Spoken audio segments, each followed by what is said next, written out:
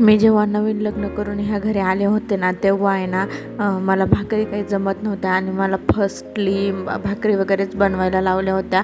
आणि ना सगळ्यात पहिलं म्हणजे ना माझ्या नवऱ्यानेच मला नाव ठेवलं होतं. म्हणजे नाव वगैरे काही ठेवलं नव्हतं, पण असं म्हटलं होते की ह्या कुणी भाकरी बनवल्या, कारण आय थिंक त्यांच्या घरामध्ये थोड्याशा मोठ्या मोठ्या भाकरी होत होत्या आणि मी एकदम पुरीच्या आकारा इतक्याच भाकरी बनवल्या, कारण मला भाकरी येतच नव्हत्या ना. त्यामुळे मग मी पुरीसारख्याच बनवल्या होत्या छोट्या छोट्या. म्हटलं लगेच कसं नाही म्हणावं, म्हणून पुरीसारख्या का होईना ॲटलिस्ट ट्राय केलं होतं त्यावेळेस. त्या दिवशी ते मला आठवला तो दिवस आज.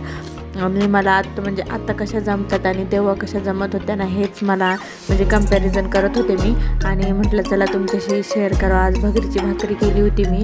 तर आज ना भाजीला काय करावा हा खूप मोठा प्रश्न होता.